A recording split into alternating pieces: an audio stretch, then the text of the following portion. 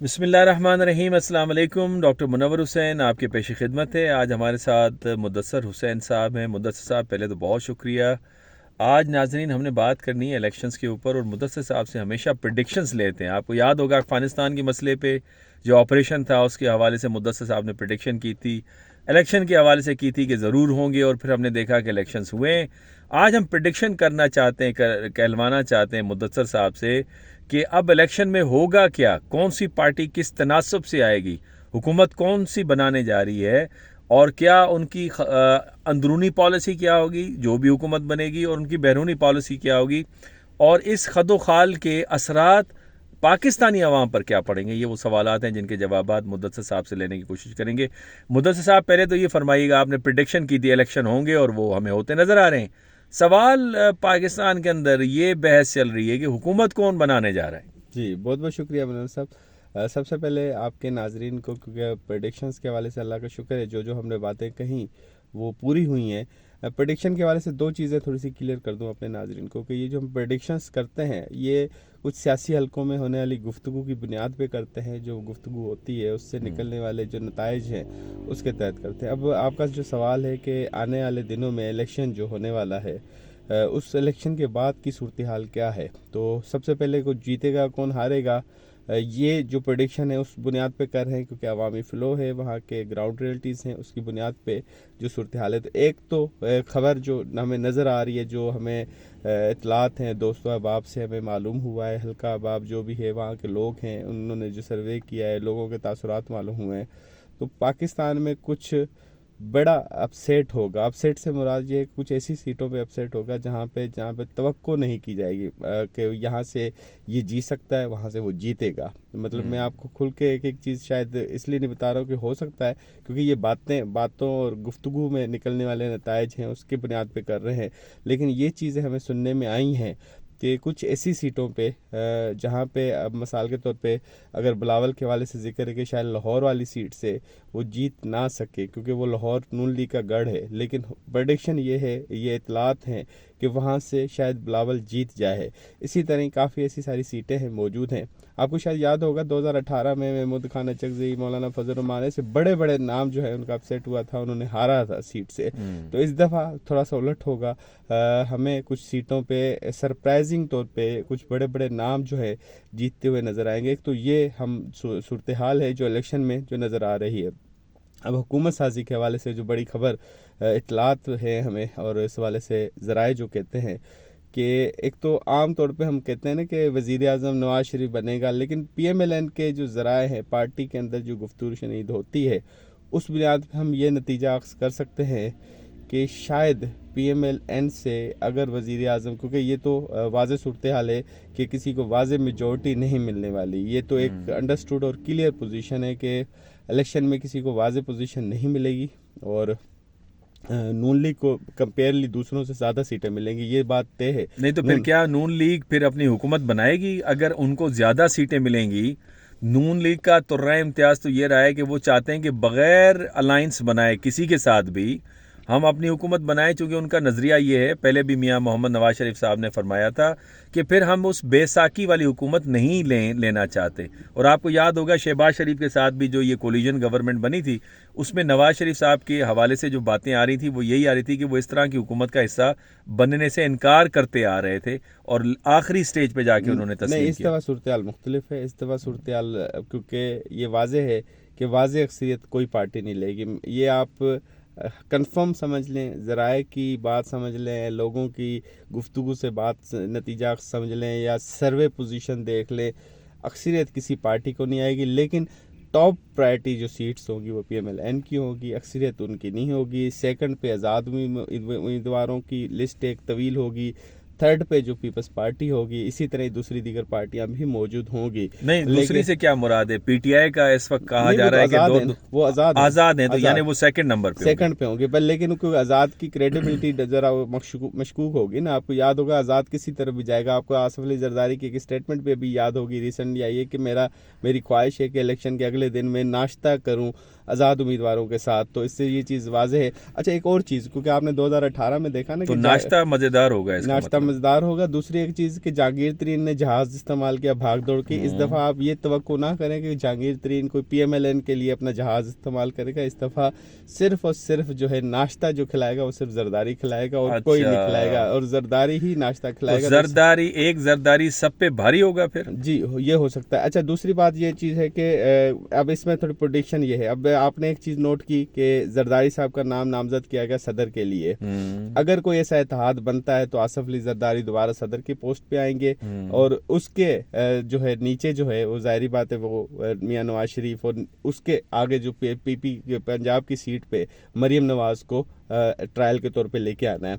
अगर मरीम नवाज वफाक में आई तो मैं आपको ये चीज़ क्लियर कर दूं कि लोग कहते हैं ना मरीम नवाज वज़ीर आज़म नहीं, वो एहसास प्रोग्राम जैसे किसी अहम वजारत या किसी अहम जिम्मेदारी को संभालेगी अगर वफाक में उसने संभाला। लेकिन फार्मूला ये है कि अगर नवाज शरीफ साहब वज़ीर आज़म बनते हैं तो हमज़ा साहब वज़ीर आला बनेंगे पंजाब में, जो बात पार्टी में गुफ्तगू शुनीद हुई है उसके बुनियाद पे।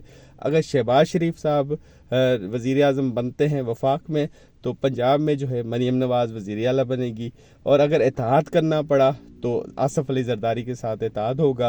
अगर इत्तेहाद ना हुआ तो एक फ्रेंडली अपोजिशन होगी, और उसको ये लारा दिया जाएगा कि आप कुछ अरसे तक अपोजिशन में रखें, आज़ाद उम्मीदवारों को अपने ग्रिप में रखें, और जब दिल चाहे जब कोई सिग्नल मिले तो आप इस हुकूमत को गिरा दें, जो आने वाली हुकूमत है 11 वाली, फिर अदम एतमाद या किसी और फार्मूले के तहत फिर आपका पीपल्स पार्टी का मुश्तरका तौर पे जो आज़ाद उम्मीदवारों के साथ मिला जुलाई के उम्मीदवार आ सकता है, जिसकी प्रेडिक्शन जो है फैसल वाडा और दीगर जो रहनुमा है उन्होंने भी की है कि जो आने वाली हुकूमत होगी वो 12 या 15 महीनों से ज़्यादा नहीं होगी, वो इस बुनियाद पर लगाई गई है। अच्छा मुदस्सर, ये बताइएगा, चलें बिलफर्ज हम एक फ़र्ज़ बना लेते हैं, नवाज शरीफ साहब आ जाते हैं थिन मार्जिन से, आज़ाद उम्मीदवार अपोजिशन में बैठते हैं और जरदारी साहब भी अपोजिशन में बैठते हैं, फाइन। तो उस सूरत में ये पॉलिसीज़ को किस तरह कामयाब बनाएंगे, जो माशी सूरत हाल है उसको कैसे कामयाब बनाएंगे, और फिर उनका जो रवैया स्पेशली हिंदुस्तान के हवाले से जो है, क्योंकि एक तासुर ये चल रहा है नवाज शरीफ साहब को लाने का मकसद ये है कि हिंदुस्तान के साथ ताल्लुकात को नॉर्मलाइज किया जाए, तो फिर ये होगा क्या? अगर हुकूमत कमज़ोर होगी तो ताल्लुकात नॉर्मलाइज कैसे होंगे? पाकिस्तान में तो फिर एक नया वो उठेगा कि देखें ये तो वो इंडिया ने क्या कर दिया कश्मीरियों के साथ, सिखों के साथ, दलित के साथ, और ये उनसे हाथ मिलाने जा रहे हैं। देखें, नवाज शरीफ साहब कमज़ोर सूरत में आए या मेजॉरिटी वाला तो एक अभाम ही है, मेजॉरिटी वाली जो सूरत हाल नज़र नहीं आती है, लेकिन आपकी बात से उसको कनेक्ट करते हैं। अगर फॉर एग्जांपल मेजॉरिटी में आते हैं तो PMLN, मैं ये नहीं कह रहा कि मेजॉरिटी कमजोर हुकूमत बनेगी, जो आप कह रहे हैं मैं उससे एग्री करता हूं। हाँ जी, इत्तेहादी कमजोर हुकूमत बनेगी, लेकिन डिसीजन मेकर कोई और ही होगा। इस दफ़ा एक फुल फ्लेज इख्तियारात नहीं होंगे। अगर PMLN की हुकूमत होगी तो ये आप भी समझते हैं, आज का बच्चा समझता है कि PMLN के पास इख्तियारात नहीं होंगे। जो प्रेडिक्शन हमने लगाई गई है कि 8, 10 या 12 माह तक की हुकूमत होगी, वो इसी बुनियाद पे ही उनको एक ट्रायल पेसेस दिया जाएगा कि भाई आप देखें, हो सकता है अगर गुडविल में अच्छा चला जाता है और किसी अदारे के साथ इख्तलाफ नहीं किया जाता और मामलात बेहतरी की तरफ चलते हैं और मामलात दुरुस्त सिमत पे चलते हैं, तो ये 15 माह जो हैं 4 साल भी हो सकते हैं, 5 साल भी हो सकते हैं। लेकिन इसका जो ट्रायल जो फर्स्ट अटैम्प्ट पीरियड है वो 12 से 15 माह का बताया जा रहा है,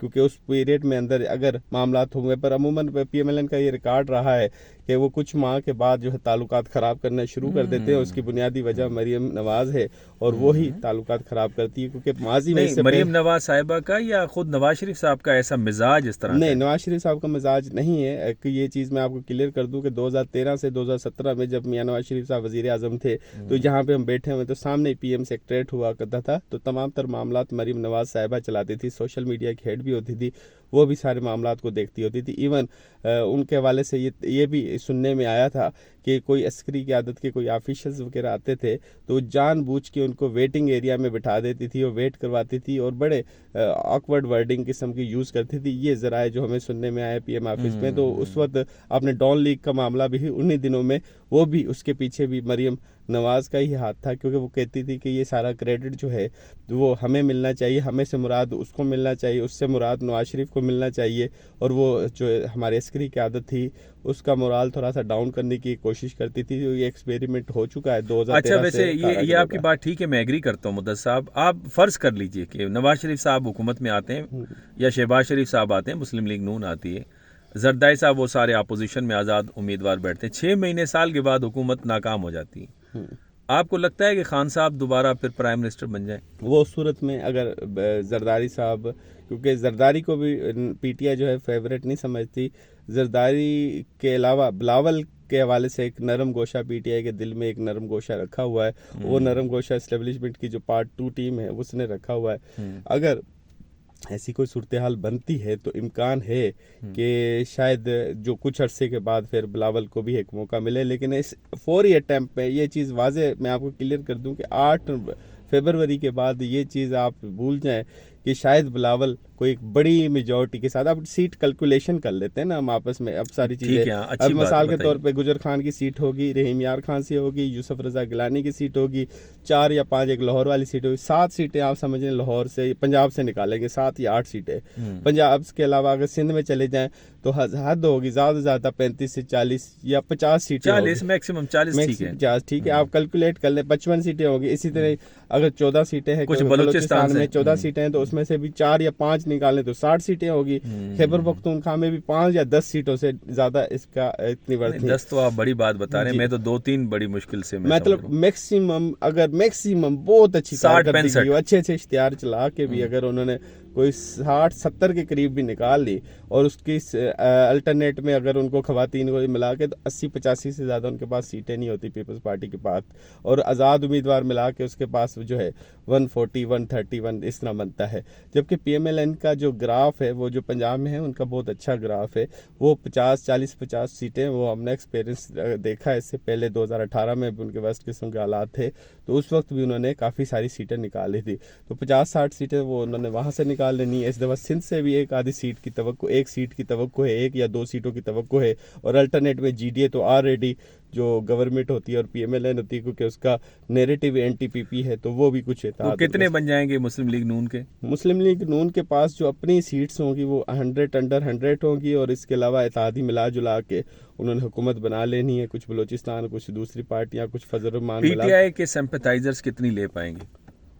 उसमें सेकंड पे आ रहे हैं, मेजॉरिटी जो है वो कहा ये जा रहा है कि आज़ाद उम्मीदवार मेजॉरिटी है वो, यानी 70-80, मतलब 50-60-70-80 के करीब। नहीं 50-60 तो हम लगा रहे हैं पीपल्स पार्टी का ना, अगर सेकंड पे आपने 60-70 के करीब, क्योंकि पीपल्स पार्टी से तवक्को नहीं है। टोटल आपकी 250 सीट है ना, आप देखें 250 से में से भी 100 अगर उसकी लगा ली, कुछ और लगा ली, तो 50-60 पीपल्स पार्टी के और 50-60-70 राउंड अबाउट, क्योंकि वोट जो कैलकुलेशन अगर देखा जाए तो वो ज़्यादा वोट क्वांटिटी के हिसाब से आज़ाद उम्मीदवारों का ज़्यादा होगा। अच्छा, ताल्लुकात हमारे कैसे रहेंगे इंडिया के साथ, उसके बारे में क्या कोई आपको बातें करते हुए कोई समझ आई है कि क्या ये जो इलेक्शंस के हवाले से जब आप सियासतदानों के साथ बैठते हैं तो इस इकोनॉमी को कैसे बूस्ट करेंगे? क्या वो ट्रेड रिलेशनशिप रखेंगे इंडिया के साथ, क्या करेंगे? नहीं, इंडिया ऑप्शन नहीं है उनके, जो भी अभी नई हुकूमत आएगी उनका इंडिया ऑप्शन नहीं है कि इंडिया के जरिए अपनी मैशत को मजबूत करें। उनका ऑप्शन जो है वो आपका मिडिल ईस्ट है, चाइना है, और दीगर जो इन्वेस्टमेंट जो जहाँ से पॉइंट है वो वहाँ से। अब वो ये नहीं सोचते कि तिजारत इंडिया के साथ करेंगे तो उसके साथ तिजारत सेकेंडरी ऑप्शन होगा उनके साथ, वो ये अंडरस्टूड, यानी एड पे ही चलेंगे दोबारा। हाँ, जो दूसरी बात यह है कि जो इंडिया के साथ ताल्लुकात जो है ना वो PMLN हुकूमत के माजी में भी अच्छे रहे हैं, जब भी वो आई है हुकूमत उनके साथ भी अच्छे रहे हैं, और अगर आगे भी आई तो भी उनके साथ अच्छे होंगे, क्योंकि नवाज शरीफ साहब और PMLN का जो माइंड है वो इन्वेस्टमेंट और बिजनेसमैन का एक माइंड के तौर पे चलता है, वो पॉलिटिकल पार्टी के तौर पे नहीं चलता। और अगर पीपल्स पार्टी अगर इक़्तिदार में इस बाद में 15 महीने पूरे करने के बाद आती है तो हिस्ट्री गवाह है कि पीपल्स पार्टी के तो बहुत अच्छे ताल्लुकात रहे हैं भारत के साथ। सिर्फ ताल्लुकात ख़राब किसके रहे वो अगर कहा जाए तो PTI के दौर में थोड़े से। लेकिन इमरान खान साहब ने अभी 2-3 दफ़ा स्टेटमेंट दी थी कि हम बातचीत करना चाहते हैं, दोस्ती चाहते हैं, लेकिन बात से रिस्पांस नहीं मिला और फिर हालात ऐसे पैदा हो गए कि फिर वो बढ़ चढ़ के आ गए, चूंकि वो 370 और 35A का मामला पड़ गया, फिर वो बालाकोट के ऊपर एक वो जो सर्जिकल ऑपरेशन का दावा उन्होंने किया, तो वो हालात इस तरह के बन गए। जो स्टीम डाउन होंगे या नॉर्मलाइज होंगे वो उस सूरत में होंगे अगर भारत में कांग्रेस की हुकूमत होगी। अगर BJP और मोदी की हुकूमत हुई तो यहाँ पे कोई भी हुकूमत हो, लेकिन वो तो BJP आ रही है ना, जो अब तक सर्वेज आए हैं और जिस तरह रियासती इलेक्शंस हुए हैं उसमें ज्यादातर तो हो सकता है अपसेट हो इंडिया में, क्योंकि 26 पार्टियों का इत्तेहाद भी मौजूद है इंडिया के अंदर इस वक्त। कुछ एंटी प्रोपोगंडा भी चल रहा है। राम मंदिर की जगह, जो राम मंदिर की बाबरी मस्जिद की जगह राम मंदिर की तामीर है, उस पे उनका ग्राफ बढ़ा नहीं है बल्कि गिरा है। इसकी मैं आपको थोड़ी गिरा इसलिए कि सब कह रहे हैं कि भाई इलेक्शन के 2 4 5 महीने पहले आपने ये क्यों किया, इसका मतलब है आप हमें धोखा दे रहे हैं। तो वो भी कुछ समझ, आजकल बड़ा सोशल मीडिया का दौर है, तो लोग बड़े समझदारी का मुजाहरा कर रहे हैं, तो कुछ सूरत हाल इस तरफ भी जा रही है। बहुत शुक्रिया मुदस्सर। मैं अपने इंडियन दोस्तों से कहूँगा आप हमें अपनी कमेंट्स के अंदर बताएं कि इंडिया में क्या होने जा रहा है, मोदी साहब आ रहे हैं या कोई और हुकूमत में आ रहा है, और जो भी पावर में आएगा उसकी क्या पॉलिसी होगी साउथ एशिया के हवाले से overall and specially vis-a-vis Pakistan. आपके कमेंट्स का इंतज़ार रहेगा। बहुत मुझे और मुदस्सर साहब को इजाज़त दीजिए। अल्लाह हाफिज़।